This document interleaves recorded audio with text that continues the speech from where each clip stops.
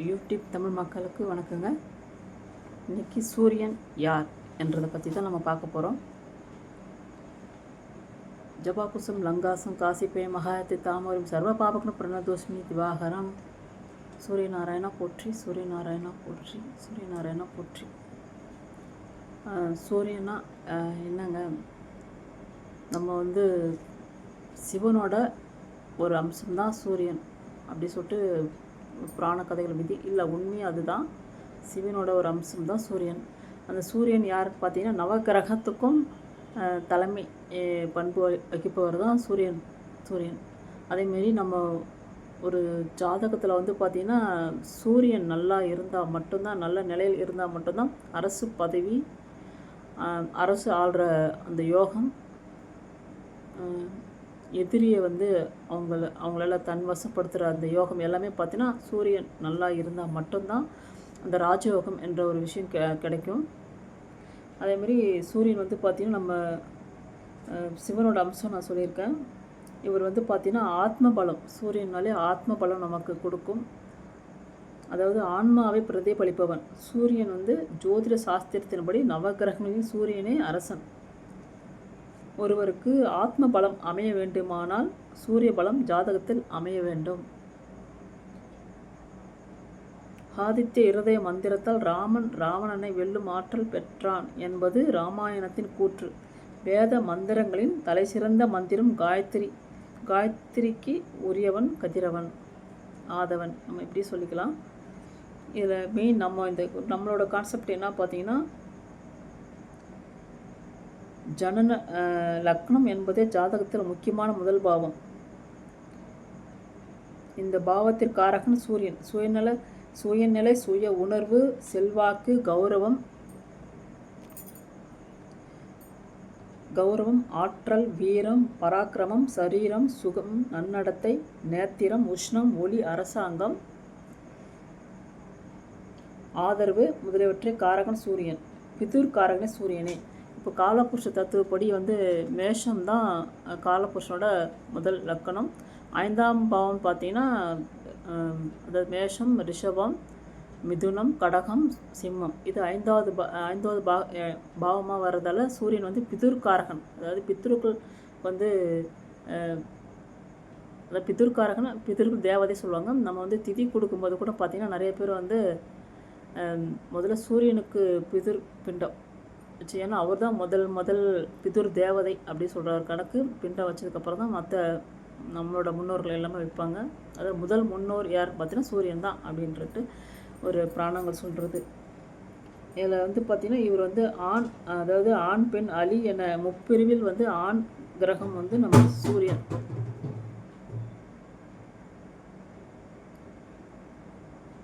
ஒரு பெண்மணியின் ஜாதகத்தில் சூரிய பலம் சிறப்பாக இருந்தால் ஆகாஷ சக்தி சிறந்த கற்புடையவளாக திகழ்வாள். அதாவது ஒரு சூரியன் ஆணாக இருந்தாலும் சரி, பெண்ணாக இருந்தாலும் சரி, அது நல்ல நிலையில் இருந்தாலும் கற்புள்ள ஒரு பெண்ணாகவும், நல்ல ஒரு ஆதிக்கம் நிறைந்த பெண்ணாகவும், நிறைய அதாவது மக்கள் போற்றக்கூடிய பெண்ணாகவும் அமைய என்றது தான் இந்த ஒரு கான்செப்டு.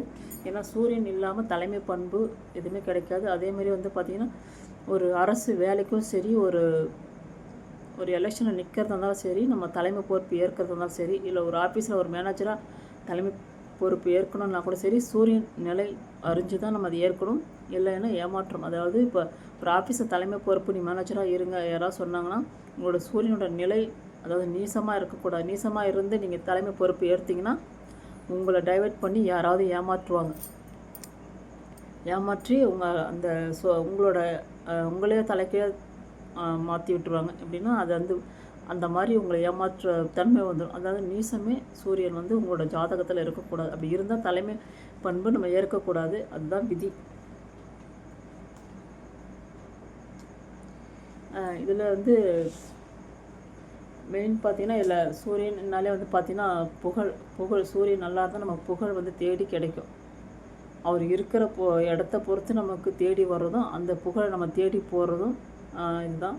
அடுத்தது அதிகாரம், உயர்நிலை வகிப்பதற்கும் அவர் தான். இப்போ அந்த சூரியன் சிம்ம ராசி பிறந்தவங்களும் சரி, சிம்ம நட்சத்திரமாக இருந்தாலும் சரி, பார்த்திங்கன்னா அவங்களோட பேச்சு தோரணையே அதிகார தோரணையாக தான் இருக்கும். அது மற்றவங்க எல்லாமே அடக்கமாக இருக்க மாதிரி இவங்க அடங்கி தான் ஆகணுன்ற மாதிரி அந்த தோரணையான பேச்சு இருக்கும். அது இயல்பாகவே அவங்களுக்கு அது ஒட்டியிருக்கும். ஏன்னா அந்த அரசன், நவகிரகங்களுக்கு அரசன் இல்லையா, அதுக்கு மேலே போனீங்கன்னா சிவனோட அம்சம் இல்லையா. அப்போ அந்த எல்லாமே பார்த்திங்கன்னா இந்த ஆளுமைக்கு உட்பட்டதால் நம்ம வந்து தலைமை ஒரு ஒரு ராஜான்ற ஒரு பொசிஷனில் வந்து மற்றவங்க எல்லாருமே கீழ்ப்படுத்தல் வேண்டுன்ற மாதிரி தான் அந்த அதிகார தோரணையான ஒரு பேச்சு இருக்கும். ஒரு அரசாங்க வேலை கூட பார்த்திங்கன்னா சூரியனோட நட்சத்திரம் இல்லாமல் வேலை கிடைக்காது. இல்லைன்னா சூரியன் நல்ல நிலையில் இருந்தால் மட்டும்தான் அரசாங்க வேலை கிடைக்கும். இல்லை வந்து இந்த எலெக்ஷனில் நிற்கிறாங்க இல்லையா கட்சி ஜெயிப்பதற்கு, அதுக்கெல்லாம் பார்த்திங்கன்னா கண்டிப்பாக சூரியன் வந்து சூரியனோட லக்னத்திலே இருக்கணும். அப்படி இல்லைன்னா 10ஆம் இடத்துல இருக்கணும். 10, 5 2வது பாயிண்ட் தான் 10ஆம் இடத்துல சூரியன், அதாவது நவாம்சத்தில் இருந்தாலும் சரி, இல்லை மனைவிக்கு இருந்தாலும் சரி, அதாவது ஒரு கணவன்னா மனைவிக்கு இருக்கலாம், இல்லை மனைவிக்குன்னா கணவன் இருக்கலாம், இல்லை பிள்ளைகளுக்கு யாராவது ஒரு ஆளுக்கு இருந்ததுன்னா அவங்க வந்து எலெக்ஷன் நின்னாங்கன்னா கண்டிப்பாக ஜெயிப்பாங்க. இது வந்து விதி. 5ஆம் பாவத்தில் சப்போஸ் இருக்குன்னா அவங்க வந்து எந்த ஒரு விஷயமும் வந்து முடியாதுன்ற ஒரு விஷயத்தை கூட அவங்களால முடிச்சு காமிக்க முடியும். அதுதான் 5ஆம் இடத்துல இருக்கிற சூரியன். ஆனால் பிதருக்கெலாம் தலைவன் இல்லையா, அதால் சூரியனை வச்சே தான் நம்மளோட எல்லா விஷயமும் இயங்குது. இப்போது ஒரு புல் பூண்டு கூட சரி பார்த்திங்கன்னா சூரியன் வெளிச்சத்துக்காக ஒரு தாமரைலாம் பார்த்திங்கன்னா சூரிய வெளிச்சம் வந்ததுக்கப்புறம் தான் நம்ம அது பூக்க வரும். அதேமாதிரி சன்ஃப்ளவர் பூவும் பார்த்திங்கன்னா அதே மாதிரி தான் பூக்க வரும். அப்போ என்னென்னு பார்த்தீங்கன்னா சூரிய கதிர்கள் பட்டால் தான் அவங்க வந்து அவங்க நல்ல ஒரு மலர்ச்சியாகும். அதனால் சூரிய ஒளி நம்ம பூமிக்கு தேவை. புழு புல் பூண்டு எல்லாமே காரகம் சூரியன் தான். அப்படிப்பட்ட சூரியன்றது நமக்கு வந்து எப்படின்னா மூதாதிரிகளாக வருவாங்க. அடுத்தது வந்து நம்ம தந்தையாகவும் வருவார். சூரியனால தந்தை தான். அப்போது நம்ம அதுதான் பாயிண்ட்டு மெயினாக. இதில் வந்து இந்த தந்தை சொல்கிறோம் இல்லைங்களா, முதல்ல பித்திருக்காரனாக இருக்கிற அவரை வந்து தினமும் சூரிய நமஸ்காரம் நம்ம பண்ணி தான் ஆகணும். அப்படி பண்ணால் தான் நம்ம பித்திருக்களுக்கு அது டைரெக்டாக நம்ம வந்து அந்த பலன் போய் சேரும். தினமும் சூரிய நமஸ்காரம் பண்ணணும். உங்களுக்கு தெரிஞ்ச ஒரு மந்திரங்கள் சூரிய நாராயணா மந்திரங்கள் தெரியலனா கூட சூரிய நாராயணா போட்டுன்னு சொல்லிட்டு நீங்கள் 12 முறையோ இல்லை 3 முறையோ நீங்கள் சொல்லலாம். அதை தினமும் காலையில் குளிச்சுட்டு சூரிய உதயத்துக்கு முன்னாடி குளிச்சுட்டு சூரியன் வரும்போது கரெக்டாக நீங்கள் மந்திரம் ஜபிக்கும் போது ஆத்ம பலம் ஏதாவது ஆத்ம பலம், அடுத்தது வந்து எலும்பு உறுதிப்படுதல், அப்புறம் ஆத்ம சுத்தி, நல் நடத்தை, இது எல்லாமே வந்து பார்த்திங்கன்னா ஒருங்கிணைப்பாக இருக்கும். நான் ஏற்கனவே இந்த லைனாக சொல்லியிருப்பேன். இது எல்லாமே நமக்கு வந்து லைனாக கிடைக்கும். அதனால் மக்களாகிய நீங்கள் என்ன இன்னும் நான் சூரியனை பற்றி பேசுகிறேன். இன்னும் ஒரு நாள் இடத்துல பேசிக்கிட்டே இருக்கலாம். ஒரு ஷார்ட் அண்ட் ரூட்டாக மட்டும் நான் சொல்கிறேன். அதாவது தினமும் சூரிய நமஸ்காரம் பண்ணும்போது நம்ம பிதிருக்குள் தேவதை தாத்தாக்கு தாத்தா பூட்டேன் அப்படிலாம் சொல்லுவாங்களே 7 தலைமுறைக்கு, அதுக்கு மேலே உள்ள தலைமுறை கூட எல்லாமே அவங்களுக்கு போய் சேரும். சூரிய பகவானை கும்பிட்டாலே அதால் தான் ஆத்ம சரீர பலம் கிடைக்கும் சொல்கிறது ஒரு முக்கியமான ஒரு பாயிண்ட்டு. அடுத்தது வந்து பார்த்திங்கன்னா சூரிய நமஸ்காரம் பண்ணதுக்கப்புறமா சூரியன் வந்து நமஸ்காரம் பண்ணதுக்கப்புறம் அவரோட பொருட்கள் வந்து, அதாவது சூரியன் ஒருத்தவங்களுக்கு நீசமாக இருந்தார்னா, அதாவது சூரியன் நீசமாக இருக்கணும், இல்லை வந்து ஒரு பாவகிரகத்தோட தொடர்பு கொண்டுட்டாருன்னா கண்டிப்பாக நமக்கு அது ஆப்போசிட்டான ஒரு விஷயம் நடக்கும். வேலை கிடைக்காது, நல்ல கம்பீரமாக இருக்க முடியாது, ஒரு புகழ் கிடைக்காது, ஒரு நல்ல நாலு பேர் ஒரு பளிச்சுன்னு இருக்க முடியாது. அப்படின்னா இந்த சூரியனோட தானியம் கோதுமை வந்து நீங்கள் வந்து தானம் பண்ண வாரம் ஒரு முறை ஞாயிற்றுக்கிழமை அன்னைக்கு நீங்கள் யாருக்காவது நீங்கள் தானம் 1 கிலோ 2 கிலோ வாங்கி தானம் பண்ணிங்கன்னா உங்களுக்கு வந்து சூரியனோட பலம் கிடைக்கும். அதேமாரி அந்த ஆத்ம சரீரம் நமக்கு கிடைக்கும். அது இல்லாமல் பல முகத்தில் தேஜஸ் கிடைக்கும். அது இல்லாமல் கண் பார்வையும் கூடும். அதேமாதிரி நம்ம சூரிய பகவான் நமஸ்காரம் பண்ணும்போது உங்களுக்கு எந்த காரியம் எடுத்தாலும் உங்களுக்கு வந்து தடையாக ஆகாது, வெற்றி நிச்சயமாக கிடைக்கும். அதனால் தொடர்ச்சியாக நம்ம வந்து சூரிய நமஸ்காரம் கண்டிப்பாக நம்ம வந்து எடுத்துக்கணும். அடுத்தது பார்த்திங்கன்னா நம்ம வந்து சாதாரணமாக லக்னத்தில் சூரியன் இருக்குதுன்னு வச்சுக்கோங்க. அது வந்து பார்த்திங்கன்னா அவங்க வந்து ஒரு 10 பேரில் அவங்க பிரைட்னஸாக இருப்பாங்க. ஒரு கம்பீரம், ஒரு தோரணை எல்லாமே இருக்கும். இதே வந்து 2ஆம் இடத்துல இருக்குன்னு வச்சுக்கோங்க, அவங்களோட குடும்பம் பார்த்திங்கன்னா சூப்பராக இருக்கும். 4 பேர் மத்தியில் வந்து அந்த குடும்பம் ஓஹோன்னு, அதாவது நல்ல மேல் நிலைக்கு அவங்க இருப்பாங்க 2ஆம் இடத்துல இருந்தாங்கன்னா. முக்கியமான பாயிண்ட்டை மட்டும் நம்ம சொல்கிறேன். இதே 4ல் இருந்தாங்கன்னா அவங்க வீடு வந்து பார்த்திங்கன்னா அரண்மனை மாதிரி அவங்களோட வீடு கட்டுவாங்க, நல்லா சுகபோகமாக இருப்பாங்க. 5ஆம் இடத்துல சூரியன் வந்து நான் ஏற்கனவே சொல்லிட்டேன். 5ஆம் இடத்துல சூரியன் தான் அவங்களோட முடியாத காரியங்களும் அவங்களால முடித்து வைக்க முடியும். அது அந்த பாவத்தை பொறுத்திருக்கு. எந்த பாவமாக இருந்தாலும் அவங்க முடியாத காரியத்தை வந்து முடித்து வைப்பாங்க. 6ல் சூரியன் மறைவது நல்லதில்லை. 7ல் சூரியன் இருப்பதும் அது அவ்வளோவா தனிச்சிருந்தால் நல்லது. செவ்வாயோடு சேரக்கூடாது. 8ல் சூரியன் வந்து அதுவும் ஆத்ம பலம். 8ல் சூரியன் நிற்கலாம், ஆத்ம பலமாக இருக்கணும். அவரு உங்களோட பாவத்துக்கு 8ஆம் அதிபதியா 6ஆம் அதிபதியா அதை பொறுத்து அந்த விஷயம் இருக்குது. 9ல் சூரியன் இருந்தால் நல்லது தான். அதுவும் பித்திருக்காரகன்றதால அங்கே பாவக்கிரகங்களோட இன்னும் இவர் பாதி சுபர் பாதி அசுபர், இன்னும் பாவக்கிரகங்களோடு தொடர்பு இல்லாமல் இருந்தால் இன்னும் சுபம்தான். இப்போ சூரியனோட நிலை நல்ல நிலையில் இல்லைன்னா அரசியலோ அரசாங்க வேலையோ கிடைக்க ரொம்ப கஷ்டங்க. தலைமை பொறுப்பு கிடைக்க ரொம்ப வந்து கஷ்டம்.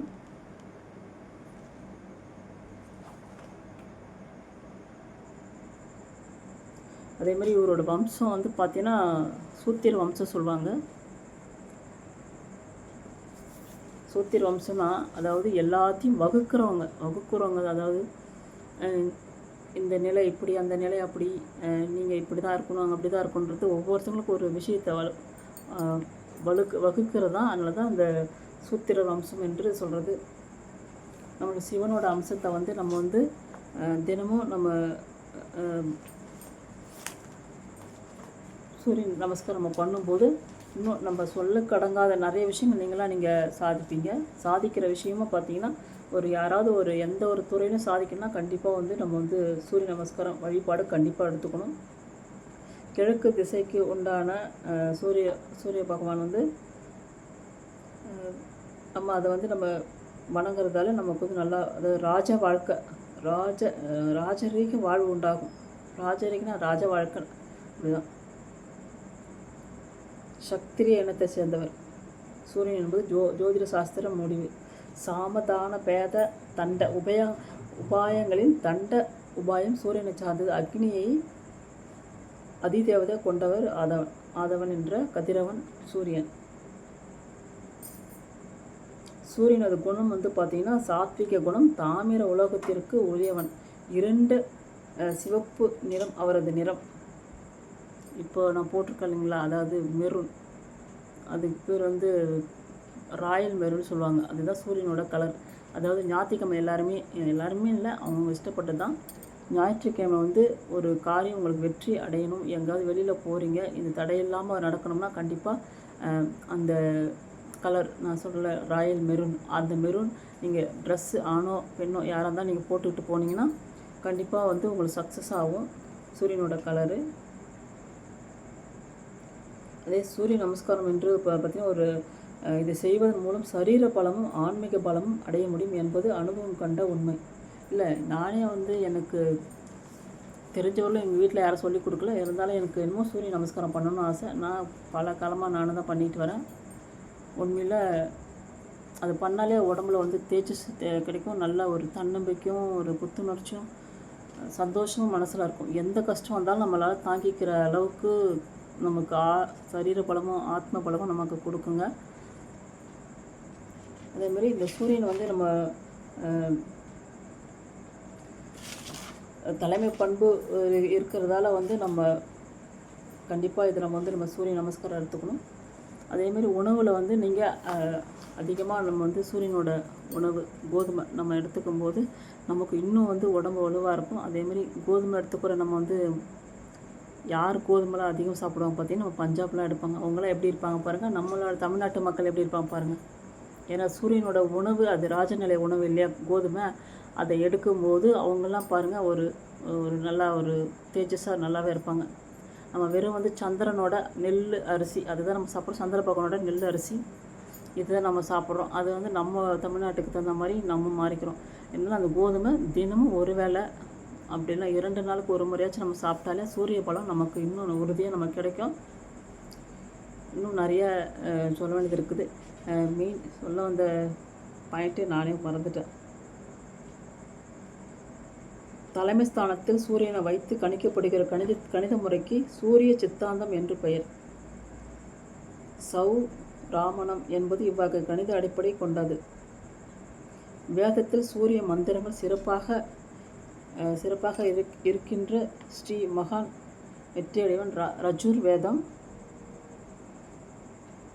யஜுர்வேதம் எங்களை தீவினையிலிருந்து மீட்பாயாக என்று வேண்டுகோள் விடுக்கிறது. அதாவது யஜுர்வேதம் சூரியனோடது, அவருக்கு நெருப்புக்குண்டான கிரகம் இல்லையா சூரியன். அந்த தீயினால் நெருப்பால் எந்த ஒரு நமக்கு கண்டம் இருந்தாலும் அதை நமக்கு தவிர்த்து நம்ம சுகமாக வாழ சூரிய பகவான் ஆத்ம பலம் நமக்கு கிடைக்கும். அதாவது உயிர் மட்டும் இருந்தால் போதாது, உடல் மட்டும் இருந்தால் போதாது, ஆத்மா இருந்தால் தான் நம்ம உயிர் பூமியில் வாழ முடியும். அதேமாரி ஒரு உயிர்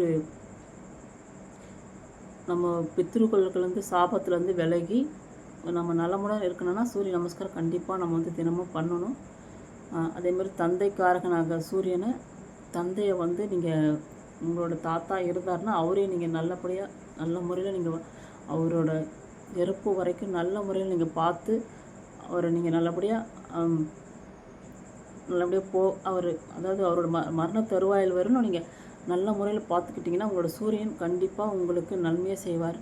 இல்லை அதேமாதிரி உங்கள் தந்தைக்கு எதனா கடைசி காலவரில் நீங்கள் நல்லதாக செஞ்சு நீங்கள் வழி நடத்துனீங்கன்னா அதுவும் நல்லதாக செய்வார். இப்போ நான் ஏற்கனவே சொன்ன சூரியனோட எல்லா பலனும் உங்களுக்கு கிடைக்கணும்னா இந்த 2 பேரில் நின்றுடும். உங்களோட தாத்தா, உங்களோட தந்தை, இவங்க 2 பேருக்கும் நீங்கள் செய்யும் உபகரணங்கள் மூலம் மட்டும்தான் சூரியனை உங்களால் வழிபட்டால் அவரோட அருள் பூர்ணமாக கிடைக்கும். அதாவது எலும்பு உறுதிப்படும். நிறைய பேருக்கு பார்த்துப்பீங்க, எலும்பு உடைதல், சரீரங்களில் ஏன்னா ஒரு டிஸ்டர்பன்ஸ் இருந்து அவங்களோட உடல்நல கோளாறு, இதெல்லாம் நீங்கள் கணக்கெடுத்து பாருங்கள். நிறைய பேர் பாருங்கள், ஏன்னா என்னோடய அனுபவத்தை நிறைய பேர் பார்த்துருக்கேன். அதாவது உங்களோட தாத்தாவும் சரி, வயசான தந்தையாக இருந்தாலும் சரி, இவங்க 2 பேரையும் நீங்கள் பார்த்துக்கிட்டால் மட்டும்தான் சூரியனோட அருள் அவங்களுக்கு கிடைக்கும், பரிபூர்ணமாக கிடைக்கும். நீங்கள் சூரிய நமஸ்காரம் பண்ணுறேன் அவங்க 2 பேரையும் பார்த்துக்கலன்னா கண்டிப்பாக நமக்கு பலன் தராது. இதுதான் மெயின் நமக்கு ப்ளஸ்ஸு. நமக்கு உயிர் நம்ம எங்கேயே இருக்கிற சூரியனை ஒளியை வச்சு நம்ம சாமி கும்பிட்றோம். ஆனால் நம்ம கிட்டே இருக்கிற நம்ம தாத்தா, நம்மளோட தந்தையை நீங்கள் கவனிச்சுக்கிட்டாலே சூரியனோட அந்த ஒளி நமக்கு முழுமையாக கிடைக்கும். நல்ல ஒரு ஆத்ம திருப்தி கிடைக்கும். அதனால் உங்களோட தந்தையும் உங்களோட தாத்தாவையும் நல்ல முறையாக பார்த்துங்க. சப்போஸ் அவங்க 2 பேரும் இல்லைன்னா அந்த பித்தூர்காரி என்ற திதி சொல்லுவாங்க இல்லைங்களா, அதை கண்டிப்பாக நீங்கள் விடாமல் கொடுக்கணும். மாதம் அவர்களை இறந்த ஒரு நாள் வரும் இல்லைங்களா தேதி, அந்த தேதி அன்னைக்கு அவங்களுக்கு பிடிச்சது எதனா ஒரு சின்ன ஆயுதம் மட்டும் நீங்கள் செஞ்சு அவங்க படத்தாண்டை வச்சு நீங்கள் பூஜை பண்ணலாம் கூட பரவாயில்ல. அவங்களோட சாமி அவங்களோட இறந்தவங்களோட படத்தாண்டை வச்சு நீங்கள் வழிபடலாம். அடுத்தது கோவில் சூரியனார் கோவிலுக்கு நீங்கள் போகலாம். திதி கொடுக்குறது பார்த்திங்கன்னா மாதம் நீங்கள் வருஷத்துக்கு ஒரு முறை ஒவ்வொருத்தவங்க வீட்டிலேயே கொடுப்பாங்க, ஐயரை வச்சு. ஒருத்தவங்க மாலை என்ற பேரில் வெளியில் கொடுப்பாங்க. உங்களுக்கு எங்கே விருப்பமோ அங்கே கொடுங்க. ஆனால் தவறாமல் திதி மட்டும் கண்டிப்பாக கொடுங்க. அதேமாரி அந்த சொல்ல மறந்துட்டேன், சூரியனாலே நம்மளோட குலதெய்வத்தையும் குறிக்கும். 5ஆம் பாவனால குலதெய்வமும் குறிக்கும். அதனால் குலதெய்வத்தை வழிபாடு கண்டிப்பாக எடுத்துக்கங்க. இந்த பாயிண்ட் தான் முதல்ல சொல்லணும், நான் அதை தான் மறந்துட்டேன். குலதெய்வ வழிபாடு எடுத்துக்கொண்டாலும் இதுவும் ஒன்று தான். நீங்கள் உங்களோட தாத்தா தந்தையை நீங்கள் நல்ல முறையில் பார்த்துக்கிட்டால் மட்டும்தான் குலதெய்வம் அருள் கொடுக்கும். குலதெய்வம் அருள் கொடுத்தாதான் நம்ம சூரியன் அருள் கொடுப்பாரு. அதில் எல்லாத்துக்கும் பின்னி எது வந்தாலும் உங்களோட தந்தை தான் மெயின் காரணம், உங்களோட தாத்தா தான் மெயின் காரணம். இவங்கள கும்பிட்டாதான் குலதெய்வம் அருள் கொடுக்கும். அதை மெயினாக சொல்கிறேன். அதனால் ஒவ்வொரு வருடமும் குலதெய்வத்துக்கு நீங்கள் அதாவது வருடத்துக்கு ஒரு முறை போகிறவங்களாம் கண்டிப்பாக ஒரு மாலை பொங்கல் வச்சு வழிபாடு, மாலை கண்டிப்பாக நீங்கள் வாங்கிட்டு போகணும். பொங்கல் வச்சு வழிபாடு பண்ணுங்கள். அடுத்தது தேங்காய் பழம் எல்லாமே செய்வோம். இல்லை சப்போஸ் நீங்கள் மாதம் நீங்கள் போகிறீங்கன்னா மாதம் யாரும் பொங்கல் வைக்க மாட்டாங்க. தேங்காய் பழம் கண்டிப்பாக எதுவுமே உடைச்சிட்டோம். மாலை கூட வருஷத்துக்கு ஒரு முறை கூட போட்டுக்கலாம். வசதி இருந்தால் மாதம் கூட நீங்கள் மாலை போட்டு வரலாம். தேங்காய் பூ பழம் போட்டு உடைச்சிட்டு நீங்கள் குலதெய்வத்தை கும்பிட்டுட்டு வாங்க. அதுக்கு முன்னாடி நான் அப்பாவை பார்த்துக்கல, அப்பாவை நான் அண்ணங்கிட்ட விட்டுட்டேன், தம்பிக்கிட்ட விட்டுட்டேன், நான் சரியாக பார்த்துக்கல, எனக்கு என்னோடய பங்கு இவ்வளோ தான் அப்படின்னு சொல்லிட்டுலாம் தயவு செஞ்சு குலதெய்வத்தை போனீங்கன்னா உங்களுக்கு எதுவுமே புண்ணியமே இல்லை. ஐயோ நான் அங்கே போனேன், இந்த சாமி கும்பிட்டேன், அந்த சாமி கும்பிட்டேன், நிறைய பேர் புலம்போது நான் இன்னும் வேலை கேட்டுட்டு தான் இருக்கேன். அது சரி வராது. உங்களோட தாய் தந்தைய மரியாதையும் நல்ல ஒரு முறையிலையும் நீங்கள் நடந்துக்கிட்டால் மட்டும்தான் குலதெய்வம் உங்களுக்கு வேலை செய்யும், உங்களோட வேண்டுதல் பலிக்கும். அதேமாரி சூரியனை நீங்கள் கும்பிட்டாலும் அந்த ஆத்ம பலமும் சரீர பலமும் ஆயுள் பலமும் கண்டிப்பாக கிடைக்கும். அதனால் மறவாமல் உங்களோட தாத்தா உங்களோட தந்தையை நல்ல முறையில் பார்த்துக்குங்க. ஒழுங்காக திதி சப்போஸ் இல்லைன்னா திதியை நல்லபடியாக முறையாக கொடுங்க. கொடுத்ததுக்கப்புறம் தான் உங்கள் குலதெய்வம் போகணும். குலதெய்வம் போனீங்கன்னா தான் சூரியனோட அருள் கிடைக்கும். இதுவரையிலும் என்னோடய வீடியோவை கேட்ட அனைத்து தமிழ் மக்களுக்கும் நன்றி. வீடியோ பிடிச்சிருந்தால் லைக் பண்ணுங்கள், சப்ஸ்கிரைப் பண்ணுங்கள். அடுத்தது சந்திர பகவானோட பற்றி ஒரு வீடியோ நம்ம போடலாம். நன்றி, வணக்கம்.